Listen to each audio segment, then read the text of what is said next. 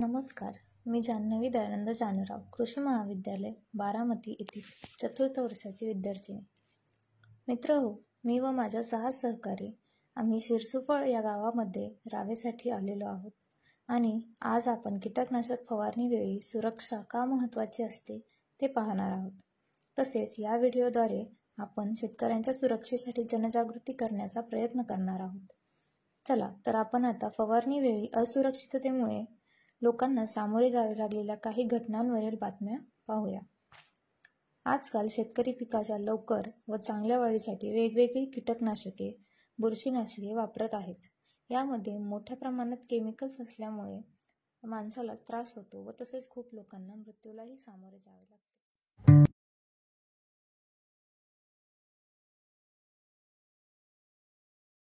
Safety किटचा वापर करण्याची माहिती सांगणार आहोत, त्याची गरज सांगणार आहोत. सुरक्षा किटमुळे खूप आपल्याला धोका म्हणजे केमिकल्समुळे आपल्याला खूप धोका असतो. मग त्यासाठी सेफ्टी किट आपण वापरलं पाहिजे. त्याचे फायदे काय असतात तर शारीरिक संरक्षण मिळतं, विषबाधा टळते. ज्या केमिकल्स असतात औषधांमध्ये ते जर आपल्या शरीरामध्ये गेले तर आपल्याला विषबाधा होऊ शकते, जीवाला धोका पण होऊ शकतो. म्हणून सेफ्टी किट वापरलं पाहिजे. त्यानंतर कीटकनाशक खरेदी करता कीड वगैरे बघतो, कुठला डिसीज असेल तो बघतो, तर ते आपण जे तज्ज्ञ असतात त्यांच्याकडून निदान करून घेऊन मग त्यांच्याकडून औषध घेतलं पाहिजे. आणि ते जे शिफारस करतात म्हणजे ते जेवढं प्रमाण सांगतात त्याच्यानुसारच ते औषध वापरलं पाहिजे शेतामध्ये. तर आता आपण ते कसं मिक्स करायचं ते बघूया. औषध मिक्स करताना जे प्रमाण सांगितलेलं असतं त्याच्यानुसार ते मोजून घ्यायचं.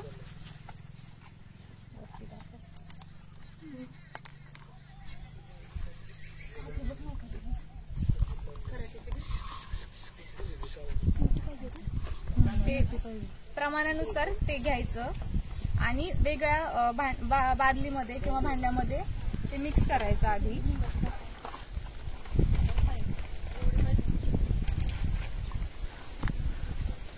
एखाद्या लांब दांडीने किंवा काठीने त्याला मिक्स करायचं.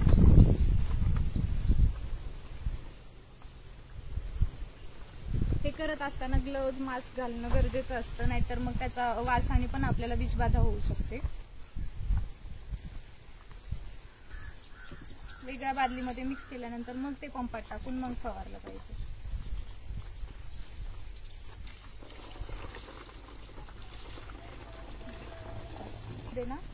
हे असं एक प्रिस्क्रिप्शन दिलेलं असतं, ह्याच्यावरती सगळी माहिती दिलेली असते, म्हणजे किती प्रमाण वापरायचं, कुठं त्याचं स्टोरेज करायचं. आता जेव्हा आपण हे घेतो तर हे लहान मुलांपासून आणि घरात जर पाळीव प्राणी असतील तर त्यांच्यापासून दूर ठेवलं पाहिजे, त्यांना पण ह्याचं इफेक्ट होऊ शकतो.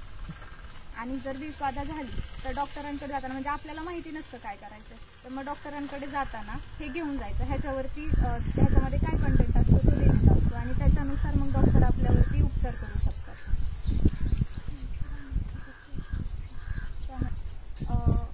कीटकनाशकांची वाहतूक जेव्हा म्हणजे आपण खूप प्रमाणात जर मागवले तर ते खाद्यपदार्थांसोबत, म्हणजे आपण काही आणत असेल बाजारातून आणत असेल तर ते एकत्र नाही आणलं पाहिजे, वेगळं वेगळं ठेवलं पाहिजे.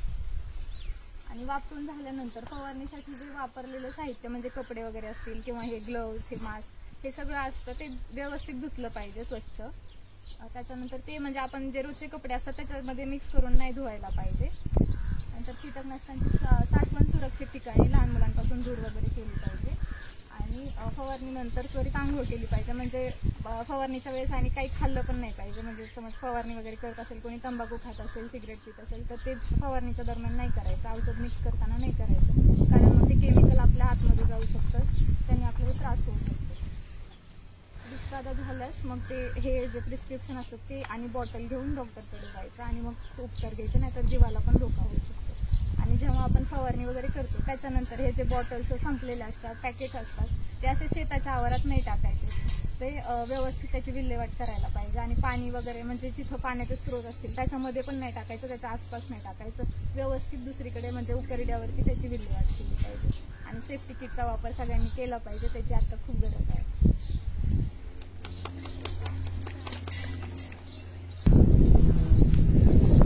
आज जी आम्हाला जी माहिती दिली किंवा औषध मारताना काय काळजी घ्यायची त्याविषयी जे आमच्या ह्या कृषी विद्यापीठाच्या मुली ज्या आमच्या गावात आल्या 4 महिने प्रशिक्षण घ्यायला, त्यांनी जी माहिती दिली ती माहिती ऐकून भरपूर म्हणजे त्याचा फायदा आयुष्यात किंवा शेती करताना होईल अशी आम्हाला 100% खात्री पटली.